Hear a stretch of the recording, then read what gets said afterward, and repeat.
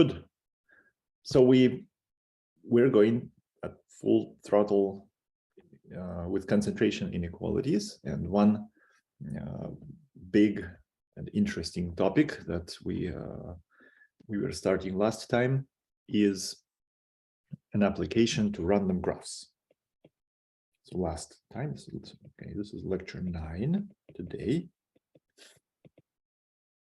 But last class, we started to look at random graphs, which are models of real-world networks, such as biological networks, neural networks, for example, or artificial neural networks, social networks as well. We are considering only very, very simple basic model, which already turned out to be non-trivial. So it makes sense to start there, just as our stepping stone, which is called Erdős-Rényi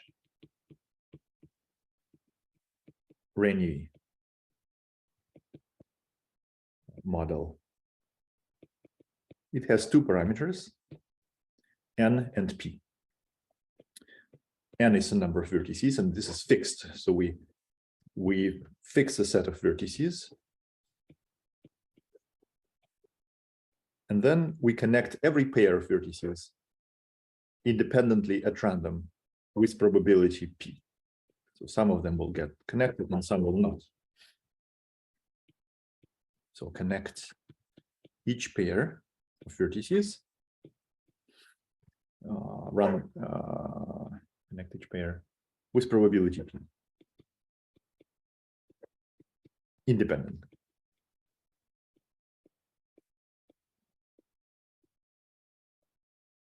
And depending on p, we will get denser or sparser random graphs. If p is 0, there is no connection at all. It's a deterministic graph. If p is 1, everything is connected. It's called a complete graph.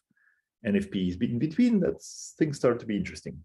So we may think of this as a dynamic model where we slide the slider from p equals 0 up toward p equal 1, and edges start to appear, connections start to appear. And then we will get something like this. This is a picture from last class where there's 200 vertices and p is 1/40, random graph.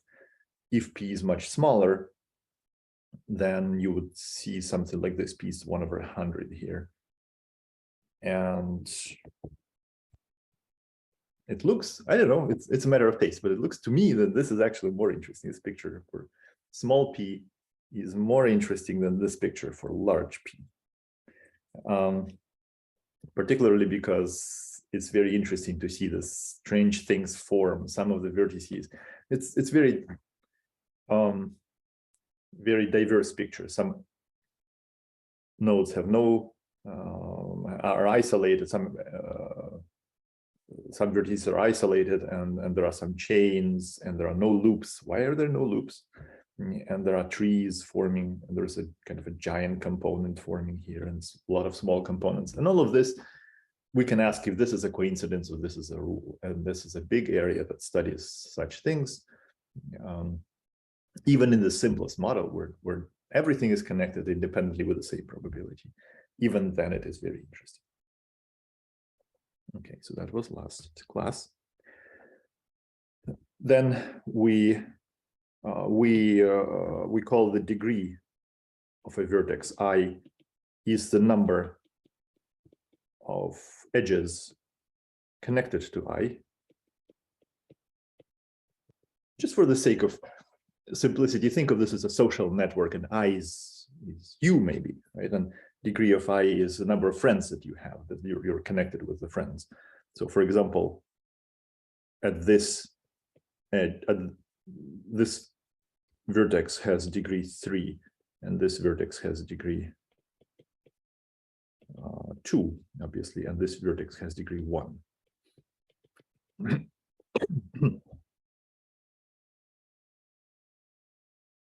Each degree is a random thing. of course, right? Because connections form at random. But what is the distribution of the degree? What's the distribution of, let's say, your number of friends, if anyone can be your friend independently with probability P? So how many friends you have is what is this distribution called? The name. Binomial? Binomial. Exactly. So that's binomial distribution. You have n minus 1 trials. I subtract 1 because myself is not included. So I have n minus 1 trials, and probability of success is P. Someone is a friend is a success, probability is P, and so we have the number of friends will become binomial distribution. So it's a binomial distribution. N minus 1 trial, probability of success P. So the expected degree of every vertex, the expected number of friends in this model is n minus 1 times P. We call this D, the expected degree.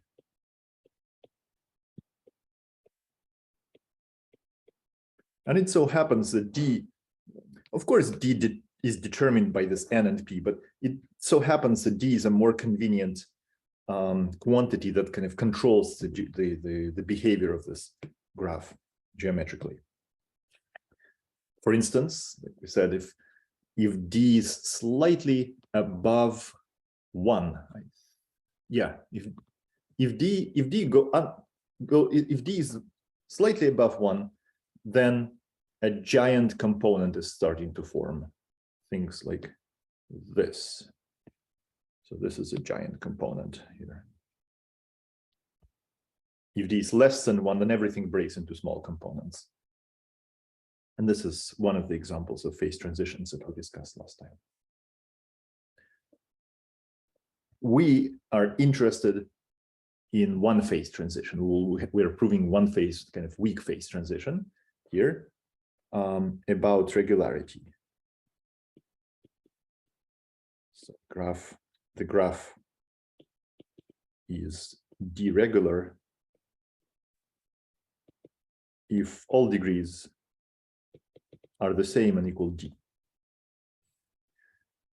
And the phase transition that we're proving here is that if D is, I think, greater than log n, then Erdős-Rényi model, then this random graph is almost regular. Almost everyone has the same number of friends. Not a very interesting graph. It's just everybody's a boring graph. Everybody's the same. And if D is less than log n, then that does not happen. Then there are people who are very isolated and have no friends, and there are people who have too many friends, like 10 friends or something like this, like very popular, and that the graph becomes interesting. So this is what we said we would prove, and we proved one part of this. So we proved that that dense random graphs are almost regular, almost deregular. If D is greater than some large constant times log n,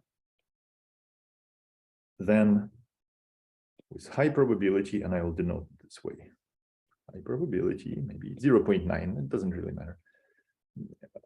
Every vertex has degree almost D. Something like that. With high probability, all the vertices have degree very close to D. And we proved it as an application of Chernoff's inequality.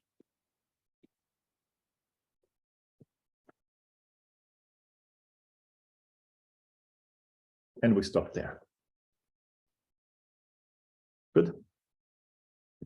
Okay, that was a recap of lecture 8 of last class.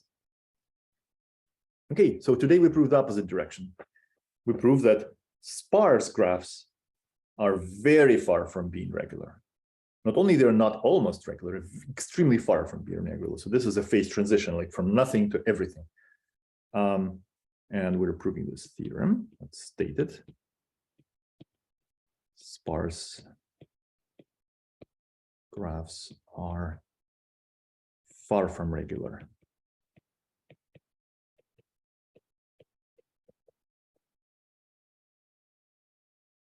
If d is less than c log n, and here I deliberately change this meaning of constant, right? There's this capital C. I don't remember actually what we were able to prove. Maybe C is like 100, and this C is a little constant. Maybe it's 1/100. But there is a little constant C, so the following holds. If d is less than log n, should be capital log n always, then again, with very high probability,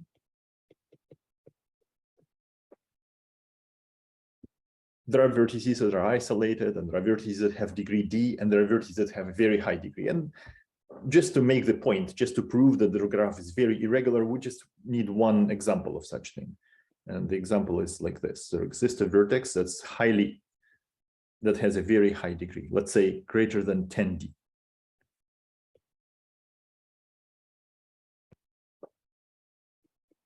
Kind of a hub, or a very popular person on social media, person that has too many friends, much more than the average number of d.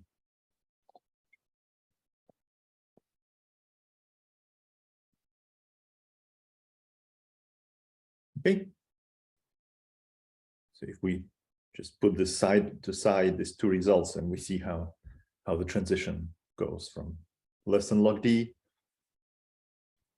totally irregular, larger than log d, very, very regular. Any questions before we prove this result? So again, I'm trying to think about extreme cases. So if, for example, d is 0, so p is 0, which means d is 0. So we don't have any connections. Yeah, you're right.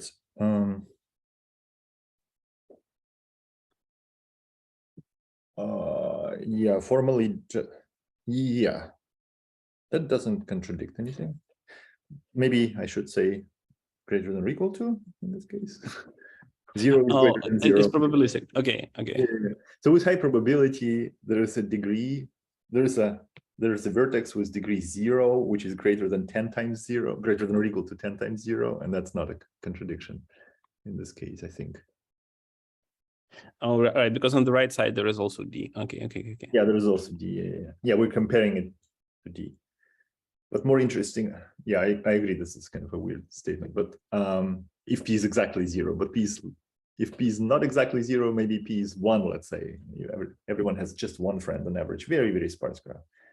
Then we say that there is, even though on average everyone must have one friend, there is suddenly a person with 10 friends.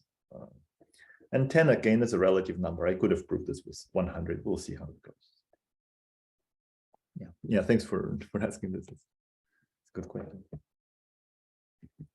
Okay, let's do it.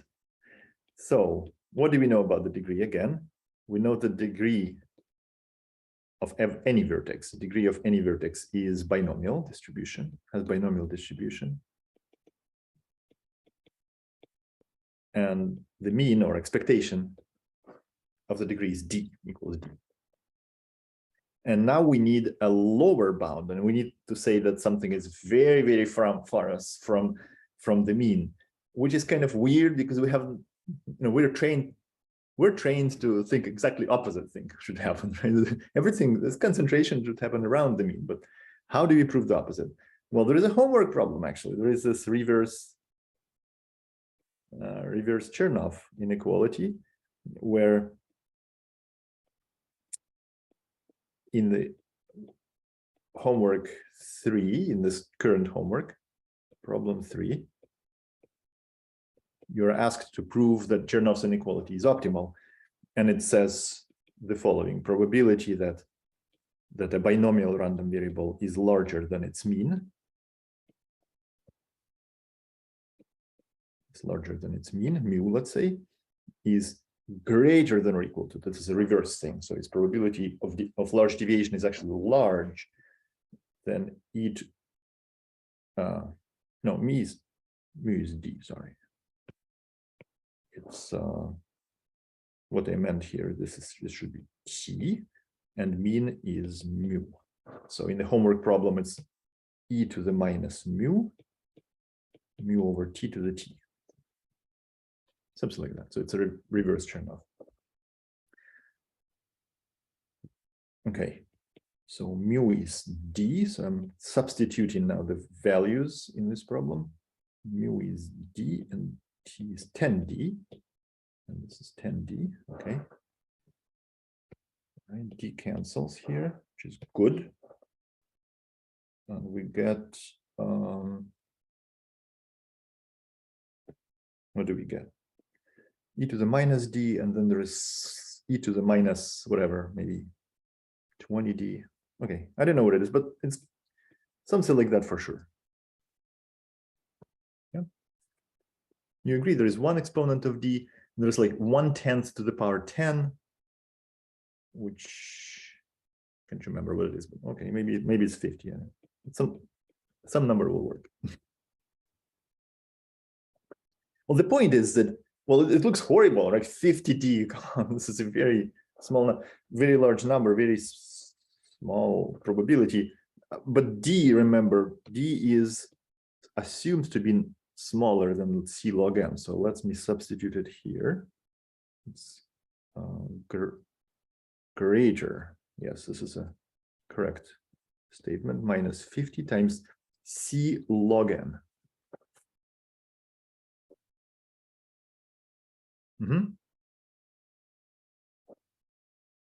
Yeah. Okay, cool. Now we win because c is in our hands. This constant c, I said it's 1/100, but maybe we need less than that.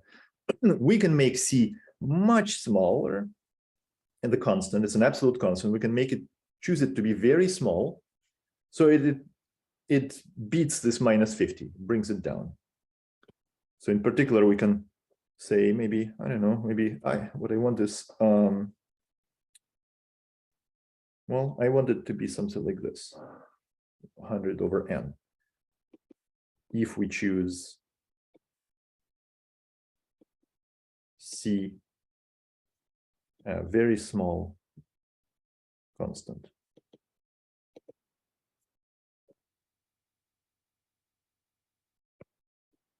Agree? Let's say if I choose c to be 1/50, then I will get 1/n this way. If c is 1/50, 50 cancels, and I get 1/n. But certainly I can choose c even smaller, and I get 100/n this way. Okay. Why am I fixated on this 1/n, 100/n? Well, that's because we have n vertices to handle. So if the probability, if I have an event that's larger than 100/n, something like this, and these events, and we have a lot of these events, and maybe collectively they have probability close to 1. Okay. So let's try this. Let's say, let's call this event the good event, EI. So let's call it GI, it's a good event. GI. And what we want is that there exists a vertex with large degree, and that is the probability of related to this GIs, but how? What should I put here? So each of these events is EI. And their existence, what is that? How do we, is it union? Is it intersection of GIs? What should I put here? You know, guys, you tell me. That's easy. Oh yeah, let me do this. If I said union, exactly, thank you. I was about to say this. If I had for any I, this is true. Well, for any I means intersection, right? I have to take the intersection of everything. If I say there exists I, it's a union, right? There is one set in which it falls. Okay, union of GIs and GIs. Okay, now we face a little bit of a problem here. It is true, the union bound, it is true that this is bounded like that. But that's opposite to what we want. We actually want, greater than or equal to, not less than or equal to. Okay, so that's not good. What else can we use? We can use, sometimes it's just a sum of GIs. In what case? In what case can I write that this is the probability of the union just breaks as the sum of the probabilities? What's the situation? You tell me. An intersection is empty. And yes, intersection. When the sets are disjoint or mutually exclusive, something like that. When they don't overlap at all, then it's true. But certainly they do overlap. Just look at these events. Well, if there is one very popular friend, it doesn't exclude that there is another very popular friend. Maybe that happens. So that's not a good way to go. Okay, sorry, let me erase this again. Didn't work. So generally, there is not too much tools to bound this below, except one important thing, which is independence. The graph is built with independent events, and so we can use that GIs are independent, the degrees of the friends, and then we can say that this, well, independence works with intersection, not the union. So I'll convert it to the intersection first. This is De Morgan law. So probability of the intersection is, sorry, complement of the union is intersection of complements, yes. Now we can use independence, probability. Remember independence of events? P of A intersection B equals P of A times P of B. And similarly for more events. So it factors as a product. This by independence. Okay, so now things become much easier. All right, we know P of GI. So let me convert this back to GI. So we get getting rid of this complements. 1 minus P of GI.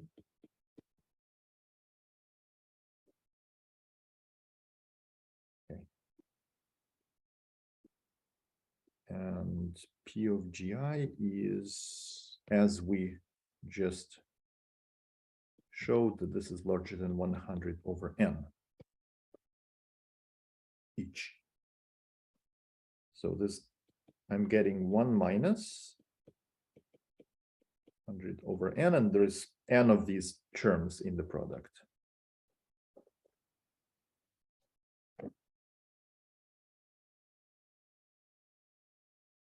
Yeah. Good. I have a question. Why are GI actually independent? Ah, you caught me. Yes, they're not independent. Okay. Oh, okay. So,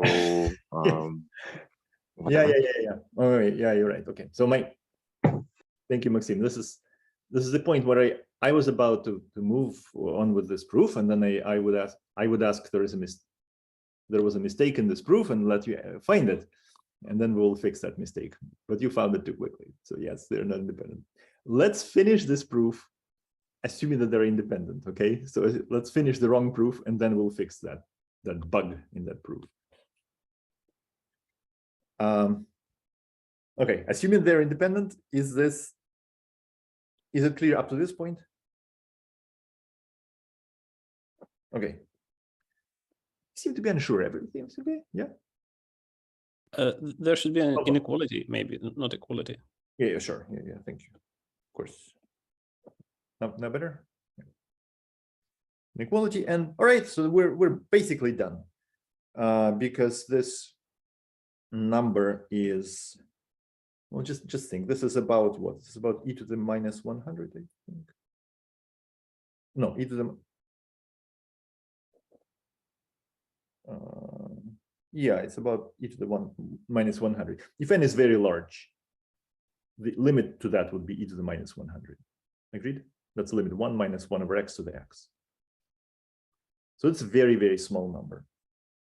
And certainly I can make this number as small as I can. And that is, for example, I can make this to be smaller than 0.1, and that's it. So that would be the end of story. Except this proof is wrong. There's one step where we made a crucial mistake, assuming independence. So we assumed independence, and that is not true. GIs are not independent. Why?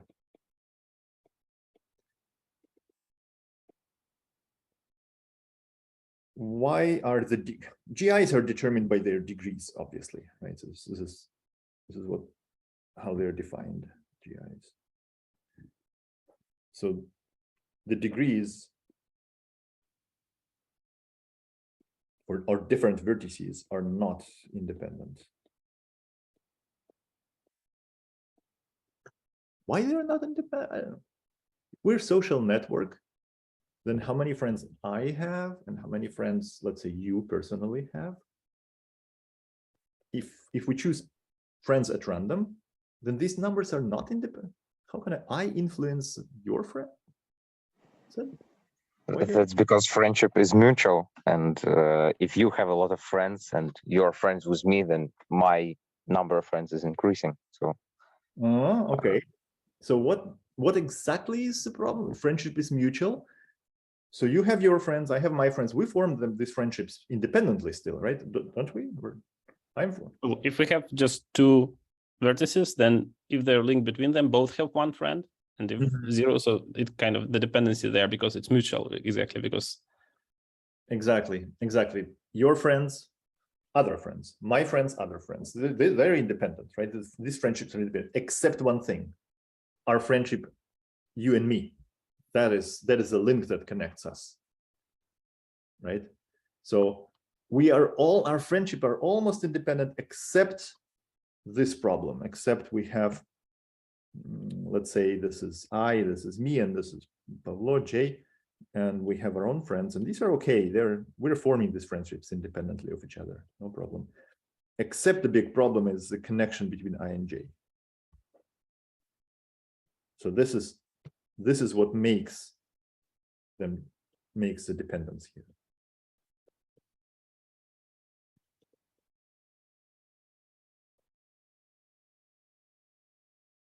Okay. So they're not independent. How can we fix this problem? So define the happy event without the, oh no, but we don't have the, okay, sorry. You're close, yeah. So yeah, if we look at this picture, we see that the problem is so minor, right? Most of our friends are independent. There's one link that is giving us all this pain, right? There's just one link. If I can only remove that link somehow, then our friendships will be completely independent. But if I remove the links, I will remove effectively all the links between all the vertices. The graph is empty, so that I can't really remove the links. But you're very close. We actually want to remove these links. We want to make this independent. That will be the fix.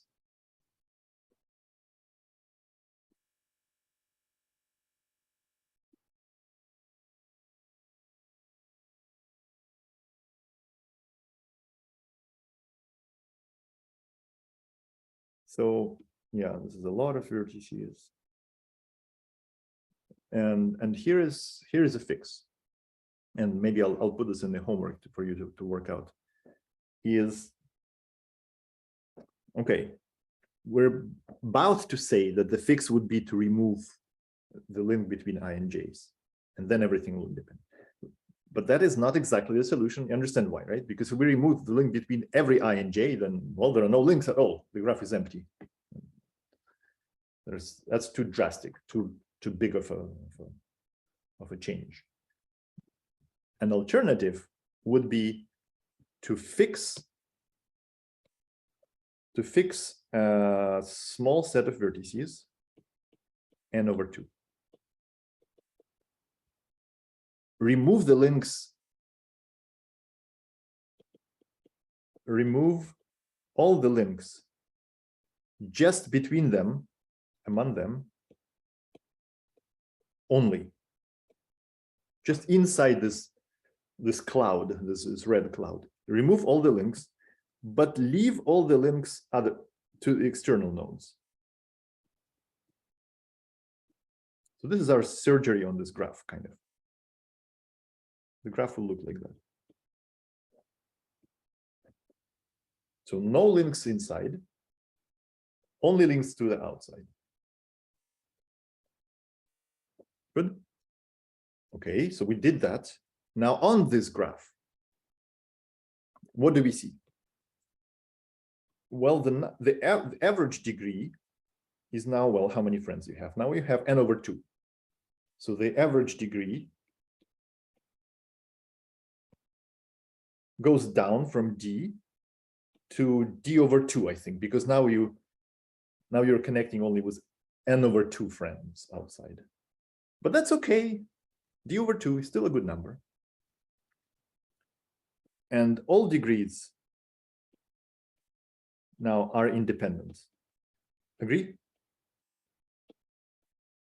They're all independent because only for the n divided by 2 that we fixed, or yeah, for the new graph. Yeah, we remove. So all we don't count the degrees inside, the connections inside. So all these smaller degrees are independent. Now we can run this argument for this new degrees, for this new graph. And if we prove that even in the new graph that the degree is large, then in the original it's only larger because the new is small. Right?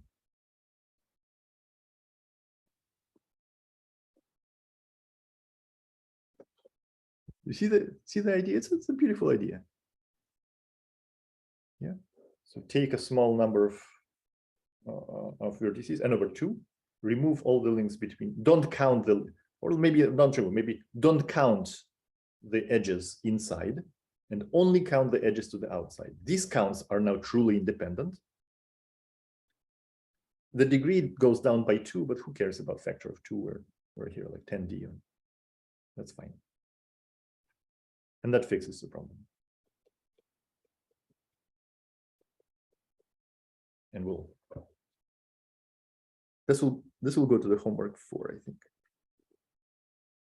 to work out the details. Yeah, so it fixes the degrees become independent for n over 2 vertices, right? But for the rest, n over 2 outside, they are still dependent, right? Yes, and we will. Yes, what we want here is to find just one degree that is too large. And okay. we'll find it from this red cloud, from the inside. Okay. Yeah, so we limit the argument to this n over 2, and we find this large degree inside. Exactly.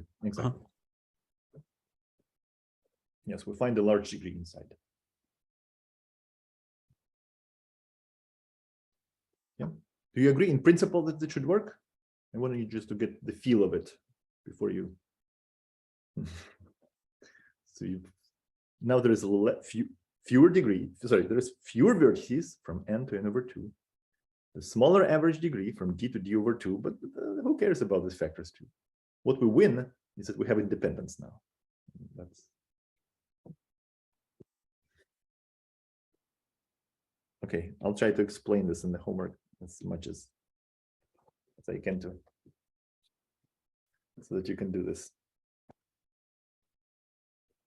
Okay, that's it. Perfect. Any questions about this, about the argument, about random graphs? Because we're going to switch to a different application now. Beautiful trick, exactly. Very beautiful trick. Very well. The theory of random graphs. There are books on it, and the theory of random graphs is so beautiful. It's full of these little tricks that don't require to understand almost anything. It's just pure brain power, and that's it. There's no, yeah. Good. And I'll give you one more and final application of Chernoff's inequality to the theory of discrepancy.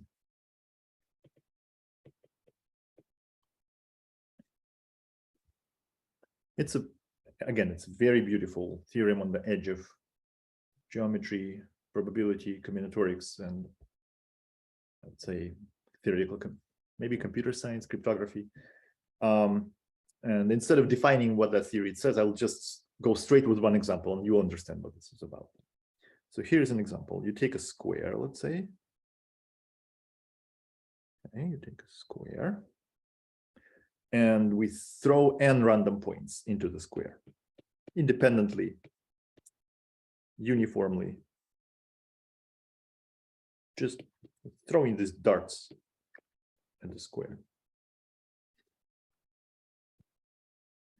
So we pick n random points in the square. Let's say it's a unit square, just to fix normalization. Independently.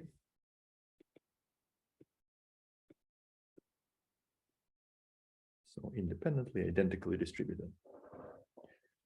Okay, and then I ask, and then let's ask. Let's say we take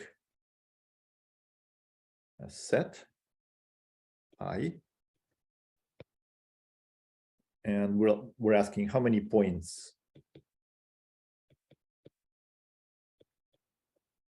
are there in the set I.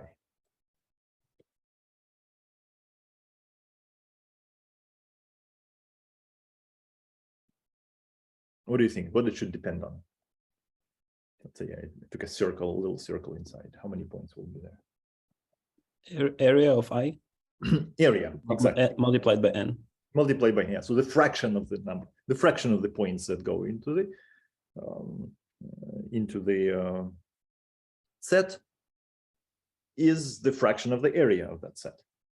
Right? The bigger the set, the more points. So that will be, so the number of points is proportional to the area of I. And why this should be easy, because the number of points in I, let's say you call it Ni, what distribution does it have?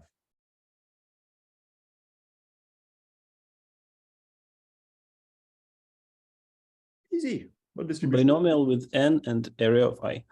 Exactly. It's binomial distribution. Clear why binomial, right? Because every point is a success or a failure. Success if it falls in I, failure if it falls outside I.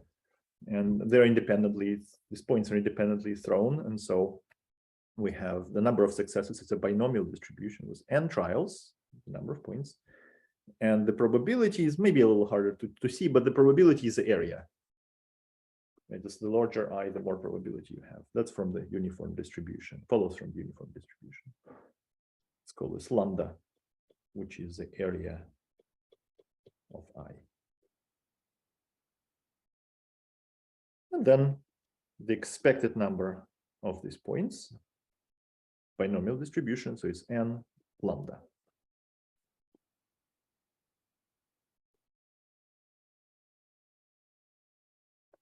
So on average, you'll have n lambda points. And this is how you can play, and probably you've seen this already. This is how you can compute pi. For example, compute the number pi probabilistically.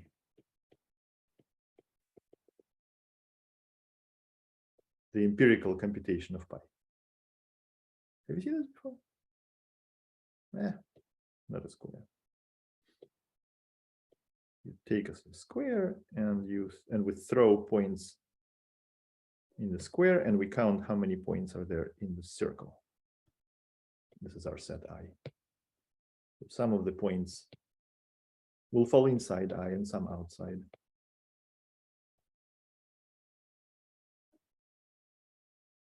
And the probability, let's see. The expected value of ni, let me divide this by n, both sides by n. So the fraction, let me say it this way, the fraction of points, then you compute the fraction of points inside the circle. Expected value of total number of points over n. And from this equation above, we have that this is the area of the circle, and the area of the circle is 1, so diameter is 1, so the radius 1/2 pi r squared is pi over 4.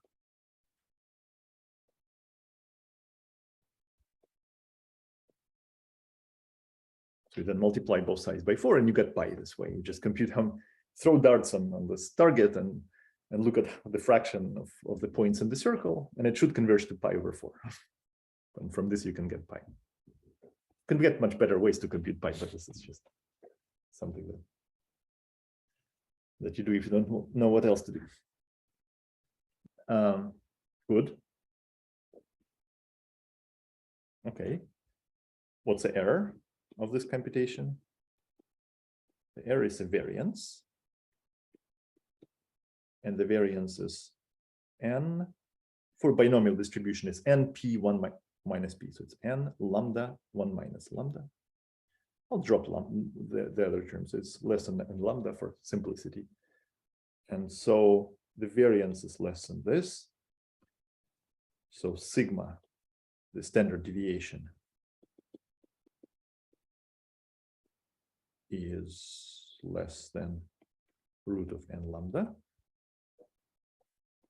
So for example, by Chebyshev's inequality, we know that with high probability, let's say with probability 0.99, the number of points in the circle or in any set is n lambda plus or minus, and the standard deviation is root n lambda. But if you want high probability, then you add a lot of, you go maybe 10 standard deviations outside. Something like this. Okay, so that's the error. N lambda plus or minus square root of n lambda. So far, so good. Everything is okay. Okay, now things will be not okay. And now I ask you to ask me this question. Okay, so it looks like for any set this is true, right? For any set, any set has the number of points that's proportional to the area, and the confidence of this is very high, very good. Okay, how about this set? Let me draw a set that's too bad. How about this set? I'm deliberately missing the points. See what I'm doing here? Trying to miss the points. Like this.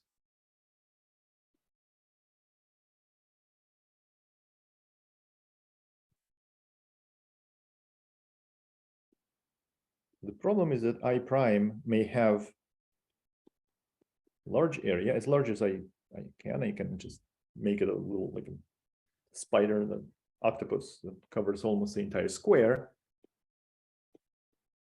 but no points inside.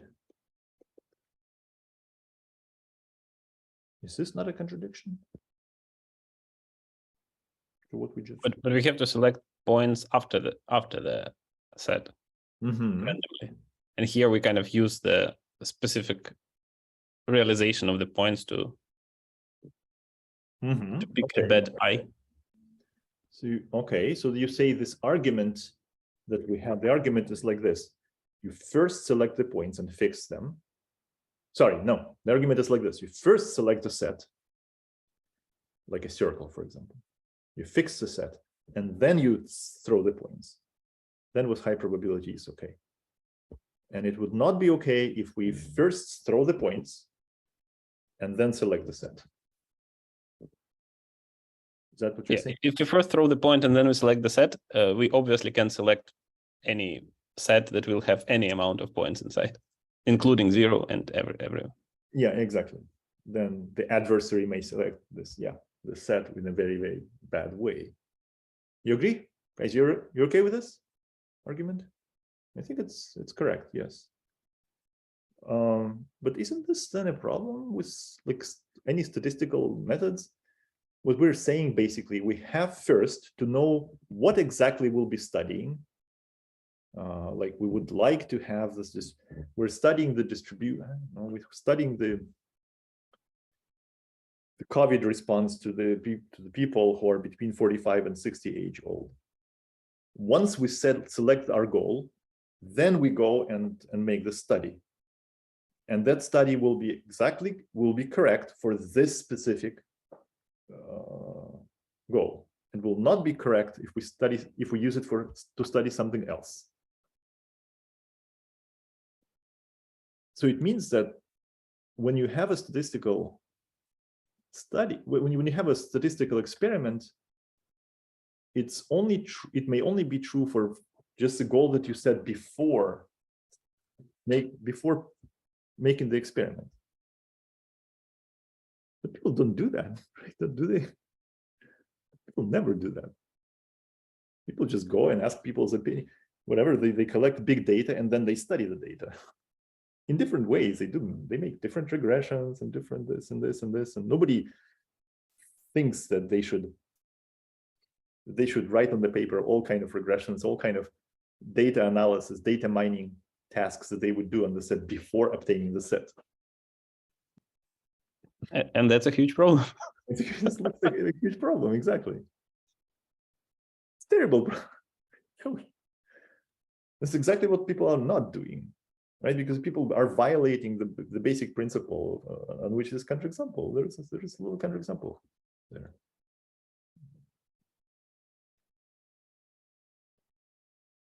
So either all our statistical analysis is baseless, right? Whatever people do this in data mining is totally junk because it's invalidated by this simple counterexample, or maybe the sets like we described here, they're pathological kind of, and maybe in the real world we don't deal with them. So I don't know, something like that. Maybe we should have some convex set for this, which we use, because we can have very big area with this not convex set. But if we demand the big area and convexity, it would be like more spread more normally. Yeah. It's a great idea. So what we're saying here is like, okay, stop. Like, look at this set. This spider is so bad that maybe normally we would not be able to. We would not be interested in areas of, in how many people are in these regions, and that's not really what we do in data science. Maybe we care about simpler sets, convex, like you said. And maybe for convex sets, it doesn't know. Does it? It looks like convex sets will be okay here, right? I don't know. Looks to me. And so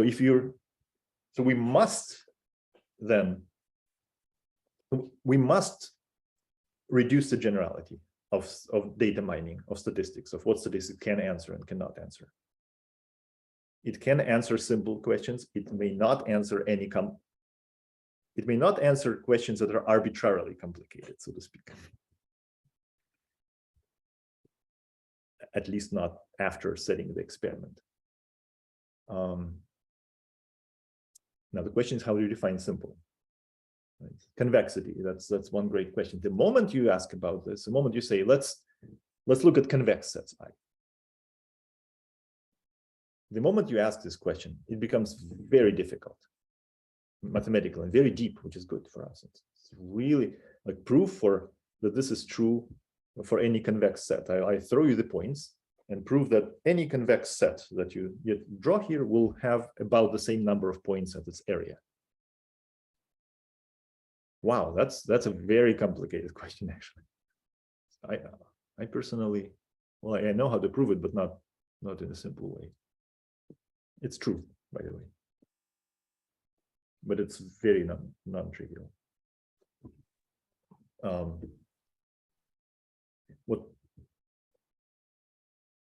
Yeah, crazy, right? So what we will do tomorrow, Friday. Today's Wednesday. On Friday, we will prove this for rectangles. Okay, so we'll prove for that once we fix the points, then every rectangle is fine. Every rectangle will axis aligned rectangle will contain about the same number of points as its area, same fraction of points. But again, that depends if the points are not pathological. Then okay, like we can select a pathological example of points when this will not be true. So I don't quite understand the statement that. Yeah. So we will prove that if you throw random points, then with high probability that set will be good. And by good, I mean it will be good for all rectangles simultaneously. So with probability 0.99, the set will not be pathological. It will be good. Okay. So what we're dealing here is the difference between so-called instance results and uniform results. The instant result is this. Select the number of points, and just for this rectangle, the points are good. That's what we are here, right? Just for one rectangle that is prefixed. So we fix I, and then with high probability, the number of points in I is proportional to the area. Good, that works for any I. Just we proved it. This is the proof. That's instance result, instance optimal results. What is not true is the uniform result. And uniform result says this. With high probability, the set of the points is good for any I. Well, this octopus is a counterexample. And so we have to lower the generality. Let's write this down. I'm talking too much, so let's write it down. So it's not true. So there is, okay, how do we write this?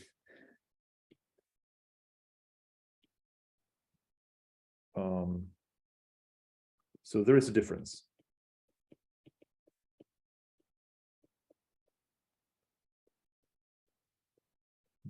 And crucial difference between instance results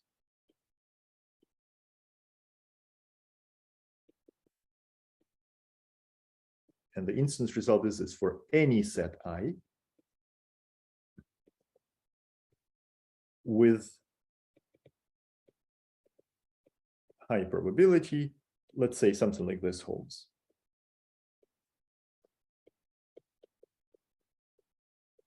With high probability, it has the same about the same fraction of points as its area. The instance result is true.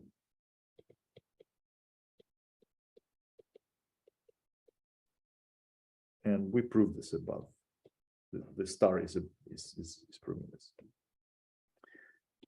But there is a difference between the instance result and the uniform results.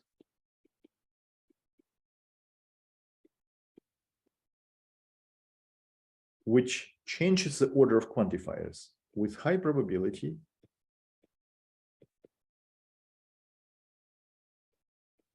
the star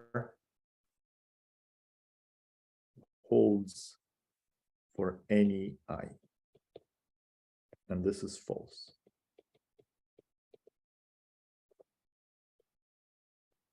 And the counterexample is this I prime.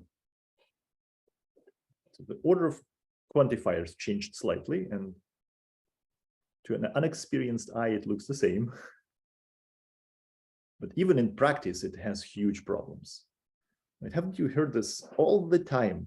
Like all the time, every study, basically, that people conduct, let's say people study some COVID response, and they say, oh, but in this study, you only included people who are old, or you only included people who are young, or you only included the middle class people, or you forgot to include middle class people who are young, or something like this. This is a skewed study. Right? For any study, any sample that you have, there's always a fault. I always can say, oh, you didn't include people here, right? You didn't do that, you didn't include this complicated set of parameters, that's excluded, right? Something is unfairly represented. This sample is not fair. Every sample can be criticized on the basis of this, because no sample can be uniform. No sample can give uniform results, and this is a counterexample. I'm criticizing this sample by constructing this octopus I prime. I can say, but look, the I prime has no points at all. It's not fair. It has a big area, and you didn't sample there. And yeah, so every sample can be criticized. And how do we go around this criticism? Now is that we lower the generality. The way to get around B is to lower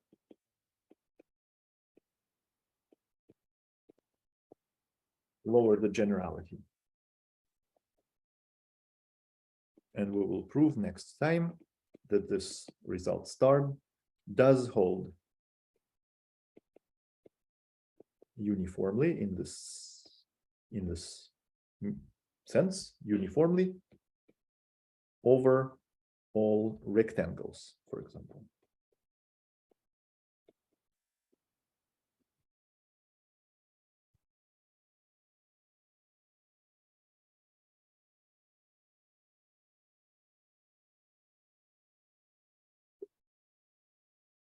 Which in practice is okay. So kind of you're including the people with any, let's say, age bracket and any income bracket. That's our rectangle. Every income and age bracket simultaneously is represented fairly. That's what we mean. So, for example, we can make sure that in a random sample,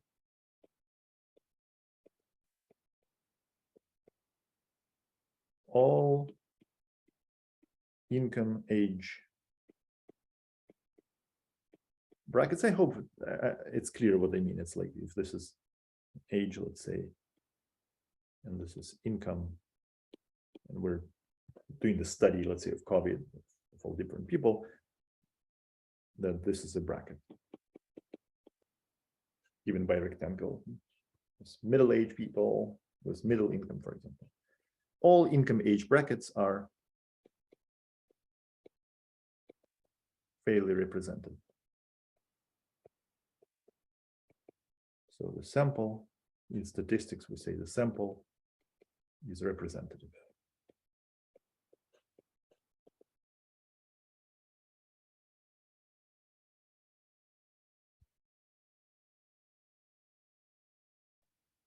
And that's what discrepancy theory is about. It's proving theorems like this. Rectangles are the simplest case. More difficult, let's say, circles, for example, and then any convex set. That's actually a very difficult thing to prove. Convex, that all convex sets are represented, although it's true, but it is difficult. Actually, I'm not so sure it's true anymore. Let me think. Convex. Okay, now I have my doubts. Convexity. Okay, something to think about. Let's give me look it up, guys. If you're interested, look up if I can replace rectangles by convex. I thought for a second that I know how to do this, but I'm not so sure anymore. Maybe. So the key word here is discrepancy theory. This is the area of geometric discrepancy. That's what studies. But we will state the theorem and prove it next time. It's a non-trivial theorem even for rectangles. It will be probably our most non-trivial result so far. The difficulty in this is the following. Of course, this thing has very high probability for any given I. So if I say I have 5 rectangles that I have to handle, that's okay. I can take union over 5 rectangles. 10 rectangles, fine. Even maybe n rectangles, fine. The problem is that the number of rectangles that I'm trying to balance is infinitely many. There are infinitely many rectangles that are possible. And I have to make sure that for each of them, each of these infinitely many rectangles has a good number of points. How can we ever do that? How can we control simultaneously infinite amount of random variables, random inequality? So that's a challenge. So we'll do that next time.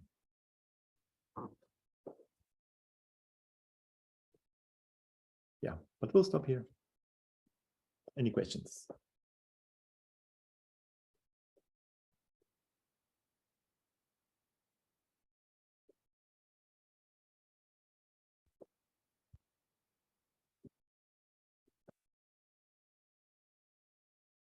Any questions at all? Discrepancy about the theorem? About homework? Just waiting for the next lecture. Sounds good. I have one question. Maybe it's not very. Maybe my ignorance. Why you say about B the uniform and about A instance? Why you call it like this? Yeah, I don't know. This is what people call it, but It's just a name, or it means something like more deeply. no, it's just a name. It's just Okay. kind of justified that says that with high probability, something holds simultaneously over all class, all rectangles. That's what uniform here means. Simultaneously. If you remember uniform continuity, for example, the notion of uniform continuity from analysis, it says that as opposed to instance continuity for one point, the uniform continuity says whatever a pair of points x1, x2 I take that are close, the y1 and y2 are still close to each other, something like that, right? So uniform continuity holds uniformly over all pairs of points that are close to each other. If x1 is close to x2, then f of x1 is close to f of f2, f of x2. That's uniform continuity. So this is probably just a similar situation here. Thank you. You're welcome. Anything else?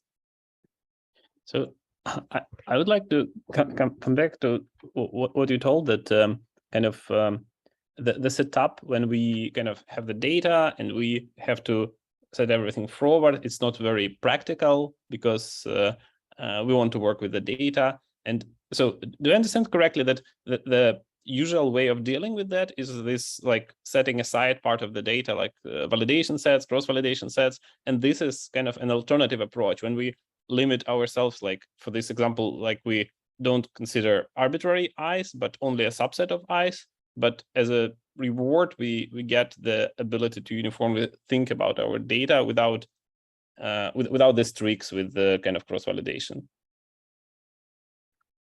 Okay, Paulo, let's think about cross-validation. I haven't thought about this way. That's a good question. So cross-validation, you have. I don't see how cross-validation can. I'm just how cross-validation is an alternative fix to this problem. I don't see that. That's a problem. Okay, we set up because this is what we started with. Like I said, we have this really weird I, and it creates a problem, right? And then you said that kind of what we do will be garbage if we don't address this problem, because we have data, and then we can pick some weird argument that will kind of be a false argument against this data, but that will be defeated with if we set a part of the data aside and then you pick your argument, and then we say, okay, we check on that data and your argument like doesn't hold. I see. Okay, I understand now. So let's say you and me, right? So I'm kind of the person who will criticize your data, kind of. Okay, so you produce your data first. Let's say you set up half of the data. You produce half of the data, and I look at this data and I say, oh, look, there's the people who are middle age, they're not fairly represented here. And you respond to this, oh yeah, sure, I have a fix to that. I have actually another part of this data where it's not a problem. And you give me another part of the data, and I say, I look at this and say, oh yeah, you're right. Middle age is now well represented, but the middle income is not fairly represented. I will find another problem for you, right? And we can go back and forth on this. So you see what happens? Whatever data you produce, I think the usual answer is I will require you to formulate all of your problems with my result beforehand, and then I say, and now let's look on the whatever it was set aside. Exactly. Right? Exactly. So what I'm trying to ask is the practical approach to fixing this problem, and this is another practical approach, or my understanding is these are orthogonal kind of things. Yeah, but what I'm saying is that I don't see this, what you said, the cross validation, I don't see this as a convincing solution to this very problem, because for any data you give me, let's say you have 10 batches of data and you give me one by one, I can criticize all these batches one by one. I find weak spots for each single batch. It will be different weak spots for each batch, but there will be, right?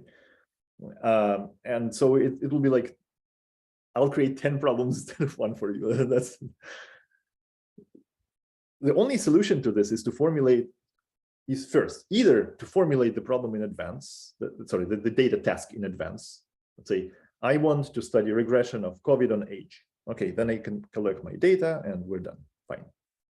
Or to use the results like this, the uniform results that say, no problem. The common data tasks are not as complicated as octopus, right? They're more like squares, theoretically. And so any data problem, any normal data problem that you're facing, just go ahead and do it. Even though the middle age or something like this is not well represented, it's still okay. The tasks are still okay. Let me give you one example of this. Normally, if this is a little bit of philosophical, but still maybe you will get what I'm trying to say. If you are doing regressions of anything on anything, regressions correspond to a linear problem. It's basically a linear classifier in this case, or something like this. So I want to make sure that the number of points here and the number of points here is well represented. So with respect to the any linear cutoffs like this, we can prove that theorem too. So it's uniform, not only we will prove rectangles, but it's also uniform over all hyperplane, over all half planes. And that validates instantly all linear classification, all linear regression problems that you can do on the data. So that is true. So you can first give me the data, and I'm totally sure that whatever regression I study, whatever classification I build will be fine. Will be well represented. But the justification of this is this uniform results.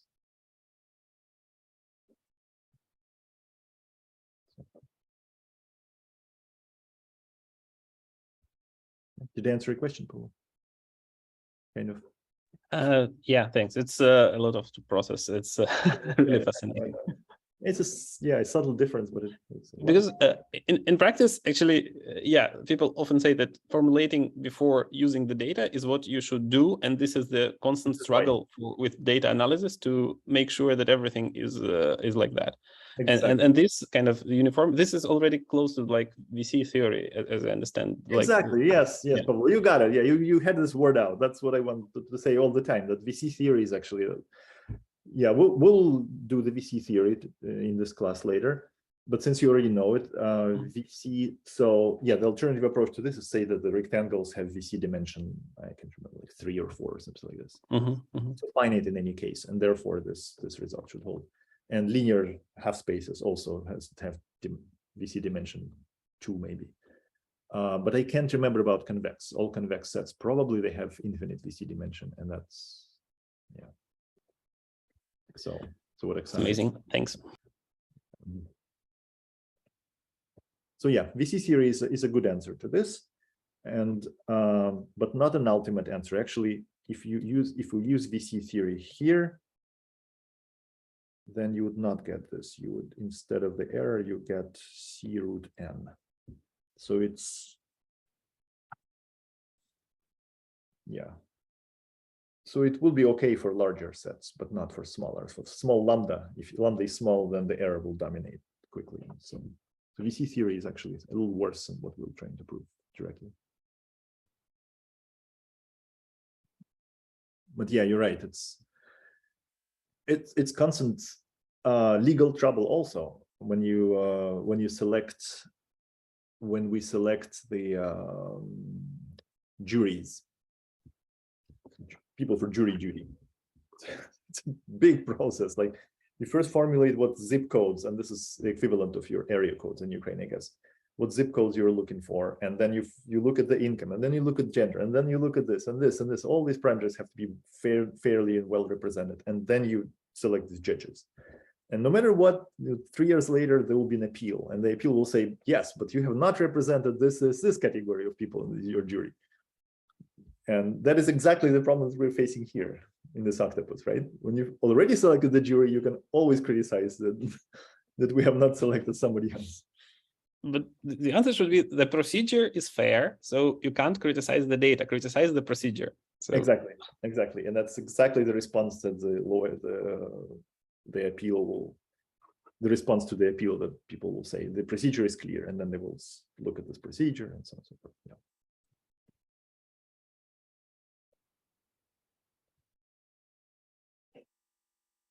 Good. Any other questions?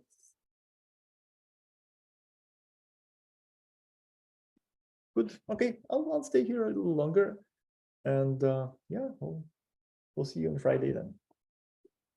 Thanks. Goodbye. Bye bye. Thank you. You're welcome. See you. thanks. Yeah, you're welcome, Paulo. See you. Thank you for questions and suggestions. Thank you. I really didn't solve the homework yet because I have a speech today and I was preparing for it.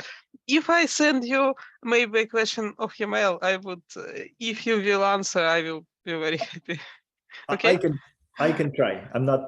I don't promise, Okay. because on Friday, our year here in University of California starts late. Actually, Friday is my first class here, and so it's gonna be, but Okay, I see. I understand you totally. Okay, thank you. Goodbye. See you, Alexander. Bye.